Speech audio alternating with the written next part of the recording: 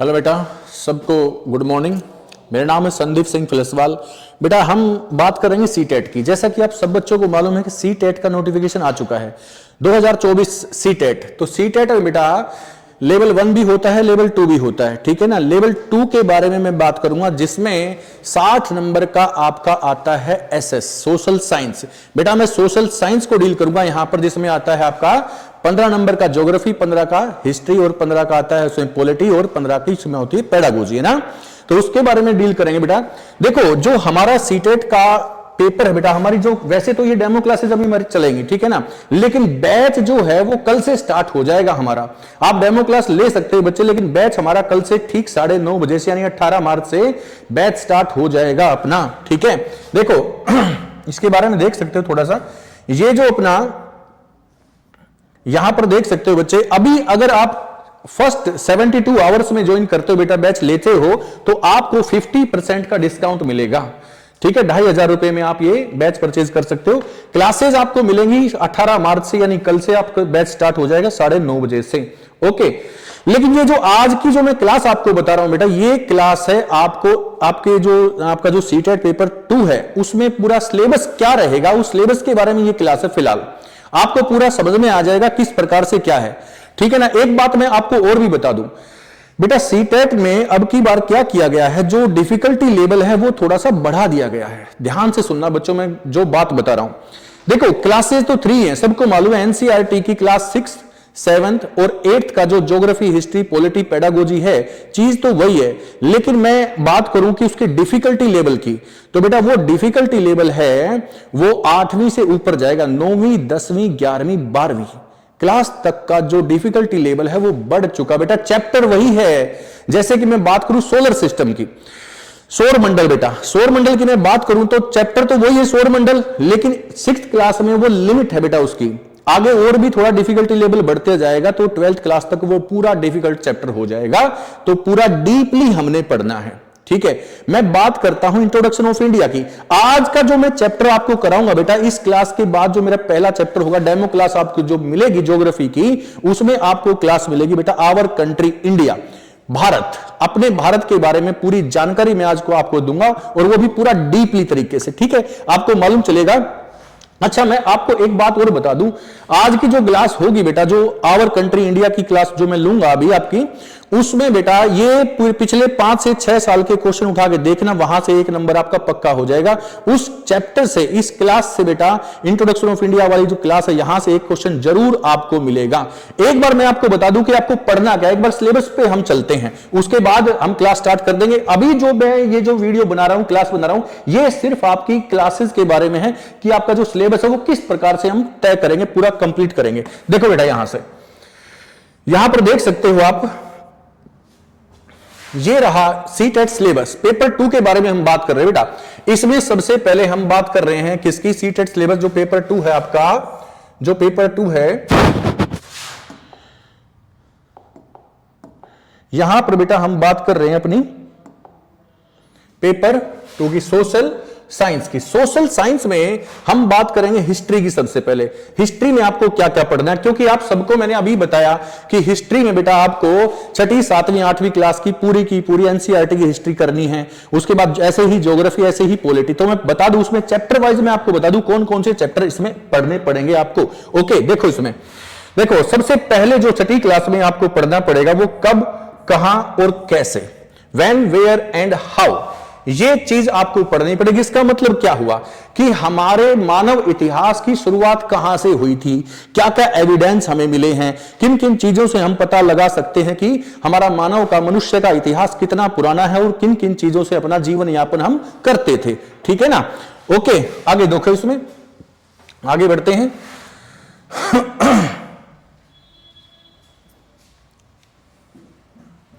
Next पे हम चलते हैं बेटा। इसमें देखो नेक्स्ट पेज पे हम इसमें चलते हैं तो आपको मिलेगा शुरुआती समाज हमारा कैसा था बेटा। शुरुआती जो हमारा समाज था वो समाज हमारा कैसा था, वो हमारा समाज था बेटा, किस प्रकार से हम अपने जीवन को डील करते थे, कैसे हम उसमें रहते थे, हैं। 1 मिनट तो शुरुआती समाज हमारा कैसा था, कैसे राजे रजवाड़े थे, कैसे आदमी जीवन यापन करता था, कैसे व्यापार करता था, किस किस चीज से अपना वो जीवन चलाता था, वो सारी चीजें इसमें है ना। तो आप इसमें कर सकते हो शुरुआती समाज। उसके बाद हम क्या करेंगे, प्रथम किसान और प्रथम चरवाहा। ये लोग कहां से अपना काम चलाते थे, क्या क्या कौन सी खेती बाड़ी हमने स्टार्ट की थी, कौन कौन से पशुपालन हम लोग करते थे, ये सब चीजें ये पढ़ने वाले हैं। प्रारंभिक अवस्थाएं हम इसमें पढ़ेंगे बेटा। ओके, न्यू आइडियाज, नए विचार हम पढ़ेंगे इसके अंदर। ओके, उसके बाद हम जाएंगे अगली चीजों पर, अगले चैप्टर पर। इसमें क्या पढ़ेंगे हम, फर्स्ट एम्परर यानी पहला साम्राज्य। आप सब बच्चों को मालूम है कि बेटा पहला साम्राज्य हमारा कौन सा था, मगध साम्राज्य। सब बच्चों को मालूम है कि जो मगधा एम्पायर है अपना, वो सबसे पहला था। सब बच्चों को मालूम है तुम्हें? नहीं मालूम तो मैं आपको सिखाऊंगा बिल्कुल सीक्वेंस वाइज डीपली। जो अपना मगध एम्पायर था उसमें बेटा कितने महाजनपद थे? मगध एम्पायर में बेटा अपने 16 महाजनपद थे, जिसमें सबसे पहला जो मगध एम्पायर है बेटा, मगध एम्पायर बेटा ये एक महाजन पद है। सॉरी मैं थोड़ा सा उल्टा बोल गया। जो मगध एम्पायर है ये क्या है, ये ऊपर पहले से ही एक महाजन पद है। कौन सा है? महाजन पद। तो महाजन पद कितने बेटा? महाजन पद है 16। उन 16 महाजन पद में सबसे पावरफुल जो महाजन पद है वो है मगध एम्पायर। मगध एम्पायर में फर्स्ट डायनेस्टी कौन सी बेटा? वो है हर्यक डायनेस्टी। ठीक है, हर्यक डायनेस्टी, हर्यक वंश। हर्यक वंश जो है वो सबसे पहला वंश है। इसके ऐसे ही मैं आपको बिल्कुल सीक्वेंस वाइज आगे लेते हुए चलूंगा इसमें। तो इसमें पहले साम्राज्य में हम सबसे पहले हम बात करेंगे मगध एम्पायर की। ओके, उसके बाद हम बात करेंगे पूरे देश के साथ संपर्क कैसा था, राजनीतिक विकास कैसा था, संस्कृति यानी कल्चर और हमारा साइंस विज्ञान हमारा कैसा था। ठीक है, बात समझ रहे हो? उसके बाद आगे चलते हैं। देखो इसमें आगे नए शासक और साम्राज्य, नए शासक और साम्राज्य, कौन कौन से कंटेम्पररी हमारे रूलर्स थे, एम्पायर थे, और हमारा जो टेरिटरी था वो कैसे कैसे था। उसके बाद हम चले जाएंगे दिल्ली के सुल्तान, दिल्ली सल्तनत पीरियड पे जाएंगे, जिसमें हम दिल्ली सल्तनत पीरियड में बेटा हम 5 साम्राज्य पढ़ेंगे। 5 डायनेस्टी हमें इसमें पढ़नी है। कौन सी 5 डायनेस्टी मालूम आपको? Slave dynasty, Khilji dynasty, Tughlaq dynasty, Syed dynasty और लोधी डायनेस्टी। ठीक है ना। यहां से भी आपके पेपर में कम से कम भी 3 नंबर सल्तनत पीरियड से आपके बनेंगे, डेफिनेटली बनेंगे। ठीक है, जैसे मैं ये 5 डायनेस्टी तो मैंने आपको बता दी हैं, इनका सीक्वेंस भी पूछ सकता है, इनका सीक्वेंस भी पूछता है। मैं आपको एक आइडिया देता हूं सीक्वेंस को आप कैसे याद करोगे। ठीक है, आपको सीक्वेंस से याद करना है। कैसे सीक्वेंस याद होगा? गुलाब खिले तो सांस लो, एक ट्रिक है छोटी सी बस। गुलाब से गुलाम वंश, खिले से खिलजी वंश, तो से तुगलक, सांस से सैयद और लो से लोधी। इस तरह से पूरा सिलेबस कंप्लीट करेंगे, आपको मालूम ही नहीं चलेगा कि सिलेबस कैसे हमें याद हो गया, आत्मसात हो गया, वो भी ट्रिक से, है ना। तो बेटा ये 5 डायनेस्टी है। दिल्ली सल्तनत पीरियड के मैंने 5 डायनेस्टी आपको बता दी हैं, 5 डायनेस्टी। ओके, तो 5 डायनेस्टी हम ये कर लेंगे बेटा दिल्ली सल्तनत पीरियड। उसके बाद इनका आर्ट और कला कैसी थी बेटा, इनका आर्किटेक्चर कैसा था, कैसे कैसे भवन निर्माण करते थे, कैसे कैसे इनकी बिल्डिंग्स हैं, है ना, कैसे इनके मोन्यूमेंट वगैरह हैं, कैसे इनके टॉम्स वगैरह हैं, वो सब। उसके बाद हम जाएंगे एक साम्राज्य का निर्माण। ठीक है ना, एक साम्राज्य कैसे कैसे जो एम्पायर है वो खड़ा किया जाता है, कैसे कैसे इसमें जो भी इस चैप्टर के अंदर है वो हम सब आपको बताएंगे इसमें। ओके, वो भी सीक्वेंस वाइज। आगे बढ़ो बेटा इसमें। देखो इसके बाद हम क्या करेंगे इसमें, अगला जो चैप्टर होगा वो सामाजिक परिवर्तन के बारे में होगा, कैसे कैसे समाज में परिवर्तन आए थे उस दौरान। ठीक है, क्षेत्रीय संस्कृतियां हमारी कैसी थी। ओके, रीजनल कल्चर हमारा कैसा था। एस्टेब्लिशमेंट ऑफ कंपनी पावर, तो बेटा कंपनी सत्ता की स्थापना, जो यूरोपियन कंपनी थी हमारे भारत के अंदर, वो कैसे कैसे आई थी, उनका भी सीक्वेंस बता दूं एक बार मैं आपको। भारत में सबसे पहले आए थे पुर्तगीज, फिर कौन आए थे पुर्तगीज के बाद, फिर आए थे बेटा डच, फिर आया था इंग्लैंड, और फिर आए थे फ्रेंच। ठीक है ना, तो ये सीक्वेंस है, इन चारों को हमें सीक्वेंस वाइज पढ़ना है, वो भी आपके एनसीईआरटी के अकॉर्डिंग पढ़ना, और डिफिकल्टी लेवल को आगे लेके चलना है 12th क्लास तक। ओके, ग्रामीण जीवन और समाज हमारा, इसके बाद ये करेंगे। नेक्स्ट चलते हैं आगे। तो बेटा इसके बाद हम बात करेंगे अपना नेक्स्ट चीजों पर, और नेक्स्ट चीज क्या है इसमें देख सकते हैं, उपनिवेशवाद और जनजातीय समाज। यानी कि जो ब्रिटिश कॉलोनीज हैं, जो ब्रिटिश कॉलोनीज हैं उनको हम देखेंगे बेटा कहां कहां से हैं, कैसे कैसे हमारे ट्राइबल एरिया था हमारे भारत के अंदर, ये सब। Okay, the revolt of 1857 to 58, 1857 से 1858 का विद्रोह, काफी डीपली ये चीज हमें पढ़ने की आवश्यकता है। यहां से एक क्वेश्चन जरूर आपके पेपर में बनेगा, जो कि बनता है। ओके, महिलाएं और सुधार, महिलाएं और सुधार, इसके बारे में जाति व्यवस्था और चुनौती देना। जैसे कि आप लोगों ने एक पुस्तक पढ़ी होगी गुलामगिरी, गुलामगिरी ज्योतिबा फूले के बारे में, उसकी पुस्तक के बारे में हर बार एक क्वेश्चन पूछा जाता है। महिलाओं की हमारे समाज में क्या क्या स्थिति रही है उसके बारे में, जाति प्रथा के बारे में, ये सब चीजें इस चैप्टर में आपको पढ़ने को मिलेंगी। ओके, देन आगे बढ़ते हैं इसमें। उसके बाद राष्ट्रवादी आंदोलन, सभी तरह के जो हमारे आंदोलन हैं, हमारे जो गांधी के आंदोलन हैं, वो सब पढ़ेंगे। आजादी के बाद का भारत कैसा था वो हम इसमें पढ़ेंगे। यहां हमारा इतिहास आकर कंप्लीट हो जाता है। ओके, तो इतिहास में इतना सब हम पढ़ लेंगे। ये बिल्कुल पूरा सिलेबस है आपका, और ये चैप्टर वाइज कंप्लीट हमने करना है। कैसे करना है बेटा? चैप्टर वाइज इसमें कंप्लीट करके देना है हमें। ओके, आगे बढ़ते हैं इसमें। देखो, अब बात करते हैं किसकी, अब बात करते हैं ज्योग्राफी की। तो बेटा मैं आपको बता दूं कि सबसे पहले इन तीनों सब्जेक्ट में, यानी ज्योग्राफी, हिस्ट्री, पॉलिटी और पेडागोजी, पेडागोजी शिक्षण शास्त्र होता है। ओके, तो इन चारों में हम बात करूं तो मैं सबसे पहले मैं ज्योग्राफी ही डील करूंगा आपके साथ। ज्योग्राफी को हम पूरा डीपली तरीके से, अच्छे तरीके से पढ़ेंगे, क्योंकि समझने वाली चीज है ज्योग्राफी। बाकी हिस्ट्री, पॉलिटी तो आप याद कर लोगे, रीड कर लोगे बार बार तो भी याद हो जाएगा, लेकिन ज्योग्राफी बेटा समझने की चीज होती है विद डायग्राम। मैं आपको एक बात और बता दूं, हम जो यहां पर क्लासेस कंप्लीट करेंगे वो पूरा मैपिंग के साथ करेंगे, डायग्राम बना के करेंगे पूरा। आपको रट्टा मारने की जरूरत नहीं होगी ज्योग्राफी के अंदर, ठीक है? आपको समझा दिया जाएगा अच्छे तरीके से। इसमें देखो, फर्स्ट हम क्या करेंगे, सामाजिक अध्ययन और एक विज्ञान के रूप में हम भूगोल को यहां पर हम पढ़ेंगे। देखो, इसमें सबसे पहले हम क्या पढ़ने वाले, सोलर सिस्टम, ठीक है ना? सोलर सिस्टम पढ़ेंगे, प्लैनेट पढ़ेंगे उसके, earth and in the solar system, पृथ्वी को हम सोलर सिस्टम में हम पढ़ेंगे, बिल्कुल ग्लोब हम इसमें पढ़ेंगे। ओके, ग्लोब का अंदर जो आपका ग्लोब है, देखो आप सबको मालूम है ग्लोब क्या होता है, पृथ्वी का नमूना होता है। इसमें लैटिट्यूड और लॉन्गिट्यूड लाइंस को हम पढ़ेंगे, कितनी लैटिट्यूड है, कितनी लॉन्गिट्यूड है। जीवन का पूरा अपना जो पूरा वर्ल्ड है अपना, इसका टाइम डिसाइड कैसे होता है, भारत का टाइम डिसाइड कैसे होता है, एक एक डिग्री मूव करने से कितना मिनट इंक्रीज होता है इन द ईस्ट। और अब अगर वेस्ट में, अगर हमारी अर्थ मूव करती है, वेस्ट में हमें चलना है, वेस्ट का अगर टाइम देखना है तो वहां पर कितना डिग्री माइनस करना है, कितना मिनट माइनस करना है। जैसे कि मैं आपको एक एग्जांपल देता हूं, कोई क्रिकेट मैच इंग्लैंड के अंदर स्टार्ट होता है सुबह 9 बजे, तो भारत में उसका लाइव टेलीकास्ट, लाइव प्रसारण कब देखने को मिलेगा? इंग्लैंड में स्टार्ट हुआ सुबह 9 बजे, भारत में देखने को मिलेगा बेटा दोपहर के बाद वो 2:30 बजे, ठीक है ना?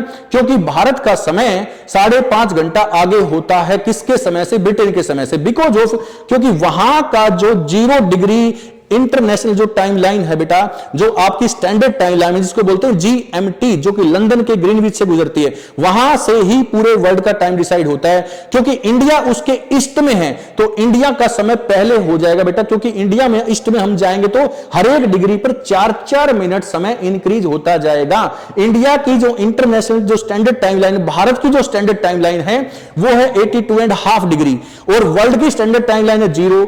इंडिया की कौन सी? 82.5 डिग्री। 1 डिग्री जब इंक्रीज होगा तो 4 मिनट समय बढ़ जाता है। 82 पर जाएगा तो कितना मिनट बढ़ गया? 328 मिनट, और हाफ पर और बढ़ेगा तो उसमें 2 मिनट और जोड़ देंगे, यानी कि 330 मिनट। भारत का समय इंग्लैंड के समय से 330 मिनट आगे होता है। इसके घंटे बना दो तो 5.5 घंटे आते हैं। इसलिए आपको समझ में आ गया कि हमारे भारत में वही क्रिकेट मैच दोपहर के 2:30 बजे दिखाई देगा आपको, जो कि इंग्लैंड में 9 बजे स्टार्ट हुआ है। ओके, चलो इस तरह से हमने कंप्लीट करना अपना ग्लोब, यानी लैटिट्यूड और लॉन्गिट्यूड लाइंस, ठीक है? आगे बढ़ते हैं बेटा इसमें। देखो आगे नेक्स्ट हम बात करते हैं अपनी समग्रता में पर्यावरण, प्राकृतिक और मानव पर्यावरण, एयर, जल, ये सब हमें इसमें कंप्लीट कर लेना बेटा, ठीक है? वायु, जल, ठीक है ना, पर्यावरण, एनवायरनमेंट अपना, ये सब इसमें कंप्लीट करना। यहां पर हमारी 7वीं क्लास की जो ज्योग्राफी है वो भी कंप्लीट हो जाती है इसके बाद, ठीक है ना? आगे हम इसमें देखते हैं बेटा, अपनी 8वीं क्लास में ज्योग्राफी में हमने क्या पढ़ लेना है। ह्यूमन एनवायरमेंटल सेटलमेंट और ट्रांसपोर्ट, इसमें ये हमें पढ़ना पड़ेगा। तो पर्यावरण, मानव पर्यावरण, व्यवस्थापन, परिवहन और संचार, ठीक है? संसाधन प्रकार, प्राकृतिक और मानव, कृषि, तो ये सारी चीजें हमने इसमें पढ़ लेनी है बच्चे। एग्रीकल्चर और कृषि, देखो थोड़ा सा यहां पर आप देखोगे एग्रीकल्चर, ये यहां पर आपका जो 8वीं क्लास का आपका भूगोल है यहां पर फिनिश हो जाता है। ठीक है ना। तो इसमें हम यहां तक पढ़ लेंगे। एग्रीकल्चर तो आपका इतना इंपॉर्टेंट है, यहां से क्वेश्चन बनेगा ही बनेगा, इसको भी डीपली पढ़ना है। डीपली तो बेटा अब की बार सब कुछ आपको डीपली ही पढ़ना पड़ेगा, क्योंकि ये नोटिफिकेशन आ चुका है सीटेट का कि डिफिकल्टी जो लेवल है वो हाई होने वाला है ना। चलो आगे देखो। इसके बाद हम बात करते हैं पॉलिटिकल लाइफ की। तो हमारा जो पॉलिटिकल लाइफ है, ये भी हमारा जो सोशल और पॉलिटिकल लाइफ है, ये भी जरूरी हमारा है, और ये भी 6ठी 7वीं 8वीं क्लास तक का आपको पढ़ना है, लेकिन इसका भी डिफिकल्टी लेवल हाई होने वाला है अब की बार। ठीक है ना। जैसे इसमें क्या करेंगे, इसमें क्या करेंगे बेटा, इसमें सामाजिक और राजनीतिक विज्ञान के जीवन के बारे में हम पढ़ेंगे, विविधता, हम डाइवर्सिटी के बारे में पढ़ेंगे, इसमें जो गवर्नमेंट है अपना प्रशासन के बारे में पढ़ेंगे, प्रशासन के बारे में जो अपना स्थानीय प्रशासन है, जीविका चलान है अपने, कैसे कैसे प्रजातंत्र डेमोक्रेसी बेटा, उसमें कौन कौन से आर्टिकल में, कौन कौन से पार्ट में, कौन से शेड्यूल में, कौन सी लिस्ट में क्या क्या दे रखा है, ये सब हमें काफी डीपली पढ़ने की जरूरत पड़ेगी अब की बार। ठीक है ना। आगे बढ़ो इसमें। नेक्स्ट, इसके बाद हम देखेंगे स्टेट गवर्नमेंट यानी राज्य सरकार। ठीक है, राज्य सरकार, मीडिया को समझना, लिंग भेद कैसा, संविधान कैसा, संविधान किसने दिया, संविधान में कितने आर्टिकल हैं, कितने शेड्यूल हैं, कितने लिस्ट हैं, कितने पार्ट हैं, वो सब हमने पढ़ना है, और आर्टिकल्स को विशेष तौर पर आर्टिकल्स को हमने देखना है काफी डीपली। ओके। नेक्स्ट देखोगे बेटा, इसमें न्यायपालिका, हमारा जो जुडिशरी है वो कैसी है, सामाजिक न्याय कैसा रहेगा हमारा, तो ये पूरा सिलेबस मैं आपको दिखा रहा हूं एक बार से, हमें क्या क्या करना पड़ेगा, कौन कौन से सब्जेक्ट में। शिक्षण जो देखो पेडागोजिकल इश्यूज है हमारे, ये भी 15 नंबर का आता है बेटा। पेडागोजिकल जो इश्यूज हैं, यानी कि हम ज्योग्राफी, हिस्ट्री, पॉलिटी कैसे बच्चों को पढ़ाएंगे, ग्लोब देखना कैसे सिखाएंगे, शैक्षणिक जो मुद्दे हैं हमारे बेटा वो इसमें आते हैं। हम बच्चों को पढ़ाएंगे कैसे, एसएसटी कैसे पढ़ाया जाता है, जो शैक्षणिक मुद्दे हैं बेटा वो इसमें आपके आएंगे। 15 नंबर का ये भी आता है हमारा। ठीक है ना। इसमें आप देख सकते हो सामाजिक विज्ञान, सामाजिक अध्ययन की अवधारणा, प्रकृति और कक्षा प्रक्रियाएं, गतिविधियां और बातचीत, ये सब इसमें आपको देखने को मिलता है।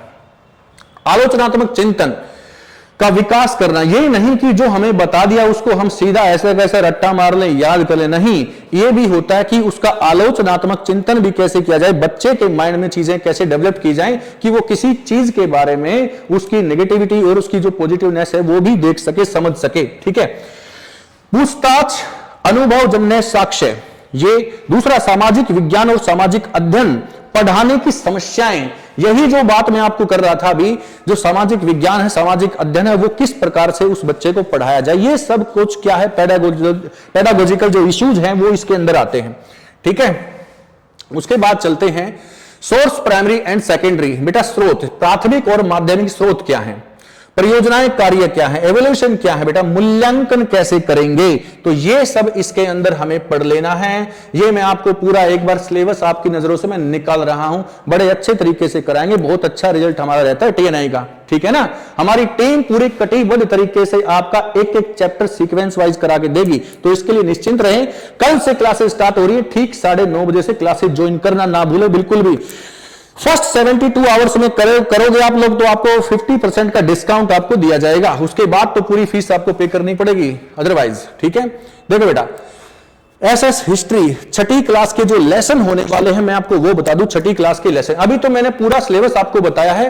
ठीक है। अभी मैं लेसन आपको बता रहा हूं, फटाफट से आप देख लीजिए। सुनो बेटा, क्या, कहां, कैसे, कब, फर्स्ट लेसन। दूसरा, शिकार संग्रह से लेकर भोजन उगाने तक, ठीक है ना, हंटिंग वगैरह, गैदरिंग वगैरह, ग्रोइंग वगैरह, फूड वगैरह, व्हाट, वेयर, हाउ, व्हेन, ये 2 चैप्टर आपके इस समय हो जाएंगे 6ठी क्लास में।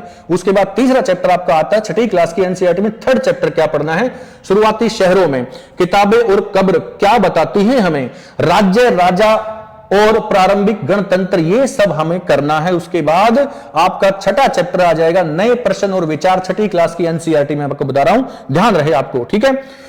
अशोक वह सम्राट जिसने युद्ध छोड़ दिया था, अशोक ने वो युद्ध क्यों करना छोड़ दिया था, आपको मालूम है, बौद्धिज्म फॉलो करने के बाद, आफ्टर द कलिंग वॉर। ठीक है। कलिंग वॉर में बेटा 1 लाख लोग मारे गए, 1.5 लाख लोग बंदी बना दिए, कि पता नहीं कितने आदमी बर्बाद हो गए, इतना लहू लुहान देखने के बाद अशोक ने बौद्धिज्म फॉलो किया था, तो वो सब इसमें पढ़ना है बेटा। महत्वपूर्ण गांव, संपन्न शहर, ये सब हमें पढ़ लेना है। इसके बाद हम चलेंगे चैप्टर नंबर 9, व्यापारी, राजा, तीर्थयात्री, नए साम्राज्य और राज्य, इमारतें, पेंटिंग, किताबें। ठीक है। यहां पर आपका हिस्ट्री का 7वीं क्लास का सिलेबस स्टार्ट हो जाएगा। 1000 वर्षों के दौरान परिवर्तनों का पता लगाना, ठीक है। 1000 वर्ष के बाद हमारा समाज कैसा था, उसके बाद नए राजा और राज्य, ठीक है। दिल्ली के सुल्तान, वही जो मैं आपको डिस्कस कर चुका हूं। मुगल रूलर, बहुत इंपॉर्टेंट रहेंगे बेटा ये तीनों, यहां पर ध्यान देने लायक बात है क्या। दिल्ली के सुल्तान, मुगल रूलर, शासक और इमारतें, मोस्ट इंपोर्टेंट चीजें। यहां से मैं आपको बताऊं पूरी हिस्ट्री में बेटा 8 से 10 नंबर की चीजें यहां से आपके पेपर में आ जाती हैं, ठीक है ना। आगे बढ़ते हैं, आगे बढ़ते हैं बेटा इसमें। इसके बाद शासक और इमारतें, जनजातीय खानाबदोश और बसे हुए समुदाय, tribes, nomads and settled communities, ठीक है ना। और यहां पर परमात्मा की ओर भक्ति, यानी कि भक्ति आंदोलन भी पढ़ना है भाई, ठीक है ना। और वो भी काफी डीपली चीजें के हमने डीपली चीजों के साथ में करना पड़ेगा। क्षेत्रीय संस्कृतियों का निर्माण, 18वीं सदी के राजनीतिक संरचनाएं, ये सब इसमें चैप्टर में आ जाएगा। अब 8वीं क्लास के बारे में बात करते हैं। एसएस इतिहास 8वीं कक्षा, कैसे कब कहां, ठीक है ना। व्यापार, एक बार व्यापार से लेकर क्षेत्र तक कंपनी सत्ता स्थापित करना, ये सारी चीजें 8वीं क्लास में ये चैप्टर आप करोगे। देखो फिर उसके बाद तीसरा चैप्टर क्या 8वीं क्लास का, ग्रामीण इलाकों पर शासन करना, आदिवासी दीकू स्वर्ण युग की परिकल्पना, ठीक है।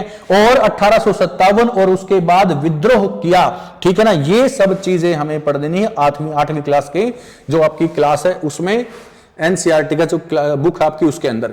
उसके बाद छठा चैप्टर क्या होगा, बुनकर, लोहा गलाने वाले और फैक्ट्री मालिक, मूल निवासी को सभ्य बनाना, राष्ट्र को शिक्षित करना, ठीक है। महिला जाति और सुधार, यहां पर आप क्या 6वीं 7वीं 8वीं क्लास की हिस्ट्री फिनिश हो जाती है बच्चे। यहां पर आप और देख सकते हो थोड़ा सा क्या है इसमें देखो बेटा, राष्ट्रीय आंदोलन कहां से कब तक चला, 1870 से 1947 तक, और आजादी के बाद का भारत, ये हमें पढ़ लेना है। उसके बाद हम आ जाते हैं पॉलिटी के लेसन्स पर, ठीक है ना। राजनीतिक जीवन पाठ्यक्रम हमें पढ़ लेना है, और जीवन की विविधता के बारे में जो अपनी डाइवर्सिटीज है वो पढ़ लेना यूनिट 1 में, ठीक है ना। अंडरस्टैंडिंग डाइवर्सिटीज हमें पढ़ लेनी है, विविधता को समझना हमें पढ़ लेना है, विविधता को समझना, ओके। उसके बाद सरकार क्या है, लोकतांत्रिक सरकार के मुख्य तत्व क्या हैं, ये सभी मैं आपको एनसीईआरटी का 6वीं 7वीं 8वीं क्लास का सिलेबस में आपको डिस्कस कर रहा हूं, ओके।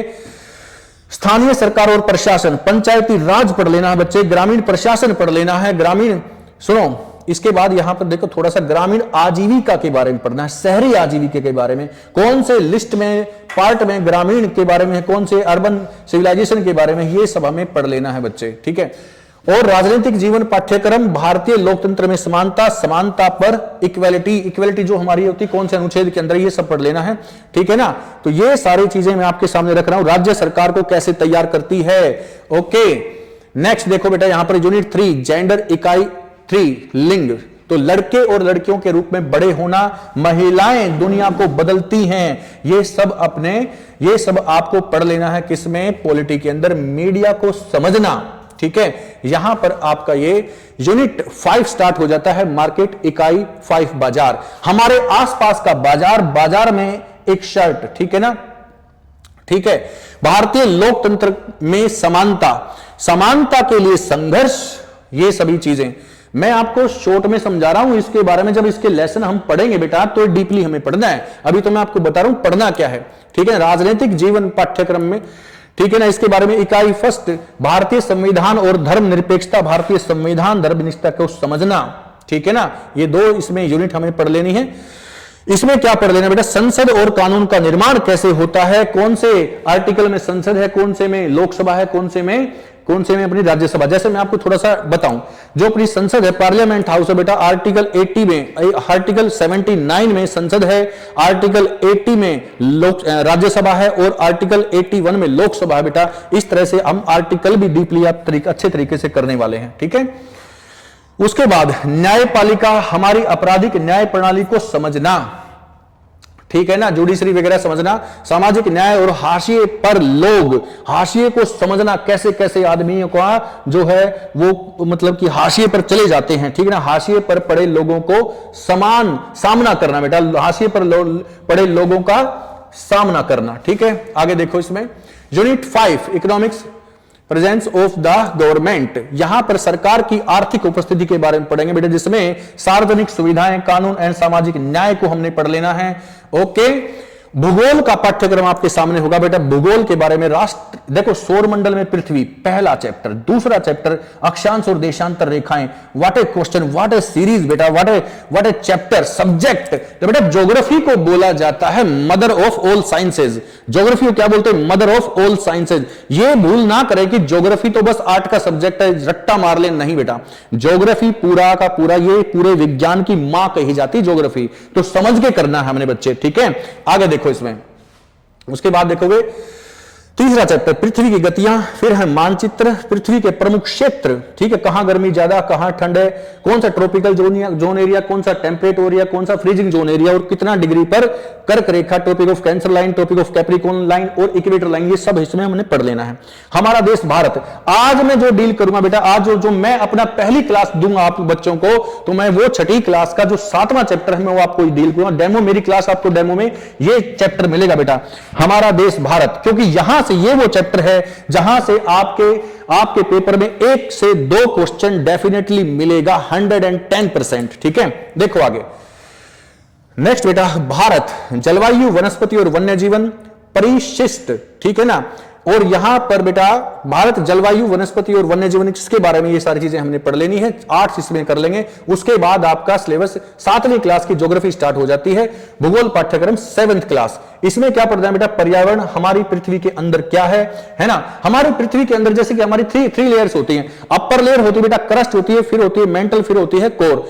ठीक है ना, इस तरह से तीनों लेयर के बारे में डीपली पढ़ लेना है, और मैं आपको बताऊंगा और भी डीपली जब से हमारी पृथ्वी बनी तब से, यानी कि बेटा आप कह सकते हो कि 4.6 अरब साल पहले हमारी जब पृथ्वी बनी थी, कैसे बनी थी, कैसे कैसे इसमें चेंज होते आए हैं, वो सब क्योंकि डीपली पढ़ना है भाई। सीटेट का नोटिफिकेशन आ चुका है कि डिफिकल्टी लेवल बढ़ गया है। ओके, तो बेटा देखो, उसके बाद प्राकृतिक, वनस्पति और वन्य जीवन, वायु, पानी, ये सब हमें पढ़ लेना है। पर्यावरण में बस्ती क्या है बेटा, परिवहन और संचार इसमें पढ़ लेना है, बहुत इंपॉर्टेंट चीजें हैं। मानव पर्यावरण, अंतःक्रिया, उष्ण कटिबंधीय, उपोष्ण कटिबंधीय, ट्रॉपिकल जोन और सब ट्रॉपिकल एरिया, रेगिस्तान, डेजर्ट में बेटा लाइफ कैसे पॉसिबल होती है ना। उसके बाद 8वीं क्लास में पढ़ लेना है संसाधन, भूमि, मिट्टी, जल, प्राकृतिक, वनस्पति और हमारा वन्य जीवन संसाधन। ओके, खनिज और ऊर्जा संसाधन, minerals and power resources, agriculture, industries और अपना ह्यूमन रिसोर्सेज यानी मानव संसाधन। ओके, देन यहां पर आपका पूरी टीम आपको दिख रही है जो कि आपके साथ डील करेगी सीटेट में 2024। और ये हमारा एक अच्छा एक डिसीजन है कि हमने बहुत ही जल्दी अपना स्टार्ट कर दिया, और काफी बच्चों को आपको ये इजी होगा। 72 आवर्स में अगर आप एडमिशन ले लेते हो तो बेटा आपका जो 50% डिस्काउंट आपको मिल जाएगा। ये पूरी टीम है आपके सामने, ठीक है ना। सीटेट पेपर 2 में एसएसटी को मैं पूरा डील करूंगा, तो इसमें निश्चिंत रहिए, पूरा का पूरा मैपिंग के साथ आपका सिलेबस पूरा कराया जाएगा बेटा, ठीक है ना। तो आप सीटेट पेपर 2 में ज्योग्राफी का फर्स्ट डेमो आपको मैं दूंगा, तो उसको देखने के बाद आपको निश्चित ही आपको ये लगेगा कि बड़ा इजी है और जल्दी से जल्दी हमें डिसीजन लेना चाहिए कि एडमिशन लें या ना लें। लेना ही पड़ेगा, ओके, क्योंकि इतनी चीजें मैं आपको बता दूंगा जो कि आपके लिए बहुत इजी हो जाएगा। उसमें जो सीटेट वाले बच्चे हैं, जो पढ़ाई के प्रोफेशन में आगे जो टीचर बनना चाहते हैं, उनके लिए बेटा सुनहरा अवसर है, टीएनआई को ज्वाइन कर लें, ठीक है ना। तो बेटा मैं संदीप सिंह फिलसवाल एक बार फिर से आप लोगों का स्वागत करता हूं। इसी के साथ अगली जो क्लास होगी मेरी आप लोगों की, तो बेटा वो ज्योग्राफी की क्लास में आप डेमो देखोगे। भूगोल का चैप्टर मैं आपको पढ़ाऊंगा। भूगोल में हम पढ़ेंगे हमारा भारत, हमारा भारत जो है, हमारे भारत का इंट्रोडक्शन, कैसे कैसे नेबरिंग कंट्रीज है, कैसे कैसे भारत में कौन से राज्य हैं, कौन सी यूटीज है, कौन सी नेबरिंग कंट्रीज है, कौन सी टॉपिक ऑफ कैंसर लाइन कितने राज्यों से जाती है, ये सब हमने पढ़ लेना है उसमें। तो बेटा अभी जो क्लास है मैं यहां पर फिनिश करता हूं। ये था बेटा इंट्रोडक्शन के बारे में बस अपना सिलेबस बताना। तो बेटा यहां पर मैं इस क्लास को फिनिश करूंगा। थैंक यू सो मच, धन्यवाद।